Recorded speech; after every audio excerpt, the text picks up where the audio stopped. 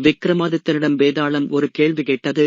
ஒருவர் நடத்தை அல்லது செய்கையை வைத்து அவரின் தகுதியை கூற முடியுமா என்று. சரி என்று விக்ரமாதித்தன் கூற, அழகான 3 பெண்கள், மூவரும் அச்சில் வார்த்து எடுத்தது போல் ஒரே தோற்றம் நடை. இதில் ஒருத்தி இளவரசி, இன்னொருத்தி அவள் தோழி மற்றும் ஒருத்தி பணிப்பெண். இவர்களில் யார் இளவரசி, யார் தோழி, யார் பணிப்பெண் என அடையாளம் காண வேண்டும். போட்டி துவங்கியது. அலங்கரிக்கப்பட்ட ஒரு அறை, அதில் ஒரு குத்து விளக்கு ஏற்றப்பட்டு இருக்கிறது. மன்னர் இருக்கும் அறையில் முதலாவதாக ஒரு பெண் வருகிறார். இது யாராயிருக்கும், எப்படி இனம் காண்பது? முதலாம் பெண் வரும்போது விக்ரமாதித்தன் விளக்கின் அருகில் வைக்கப்பட்ட எண்ணெய் பாத்திரத்தில் சிறிதை கீழே சிந்தினார். அந்த பெண் கீழே எண்ணெய் சிந்தி இருந்ததை பார்த்து அருகில் இருந்த துணியில் வழித்து துடைத்தார். பின்னர் இன்னொரு பெண் வந்தாள். அவள் வரும்போதும் இந்த தவறு நடந்தது.